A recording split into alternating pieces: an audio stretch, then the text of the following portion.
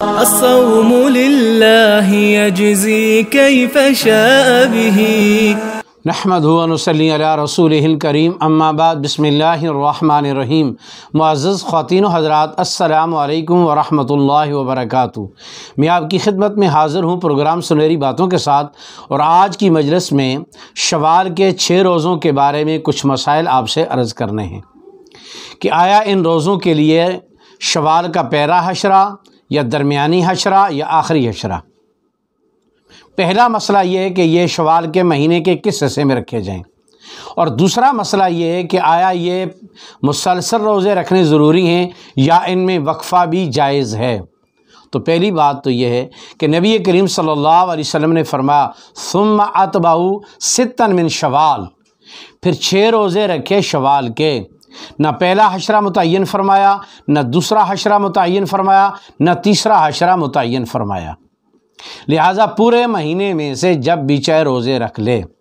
اور دوسری بات یہ ہے ان کا مسلسل لگاتار پے در پے رکھنا ضروری نہیں، اکٹھے 6 رکھنے ضروری نہیں۔ اگر ایک روزہ رکھ کے پھر اس کے بعد اگر 2-4 دن وقفہ کر رہے، یا پہلے حشرے میں 2 رکھ لیے، دوسرے حشرے میں 2 رکھ لیے، تیسرے حشرے میں 2 رکھ لیے، مہینہ بھر ان روزوں کا وقت ہے، جب چاہے رکھ سکتا ہے، اور اس میں نہ دن کا تعین ہے نہ تاریخ کا تعین ہے۔ اگر کوئی آدمی ایام 20 میں 13، 14، 15 کے اندر اگر روزہ رکھنا چاہتا ہے تو اس کو ایام 20 کا بھی ثواب مل جائے گا اور شوال کے روزوں کا بھی ثواب مل جائے گا۔ 3 وہ ہو جائیں گے، 3 ان کے ساتھ اور ملا لیے۔ ایک آدمی کہتا ہے جی نبی علیہ السلام سوموار کو روزہ رکھتے تھے تو میں بھی سوموار کو روزہ رکھوں گا، اور اسی طرح ایک آدمی کہتا ہے جی نبی علیہ السلام جمعرات کو روزہ رکھتے تھے، جمعرات کا روزہ رکھتے تھے، میں بھی جمعرات کا روزہ رکھوں گا۔ تو ان تاریخوں میں بھی اگر رکھے گا تو اس کو ڈبل ثواب مل جائے گا دونوں سنتوں کو زندہ کرنے کا۔ تو لہٰذا شوال کے 6 روزوں کے لیے نہ کوئی حشرہ مقرر ہے، نہ کوئی دن مقرر ہے، نہ کوئی تاریخ مقرر ہے۔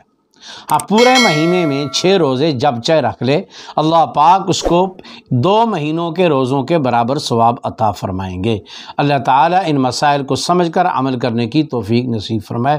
السلام علیکم ورحمۃ اللہ وبرکاتہ۔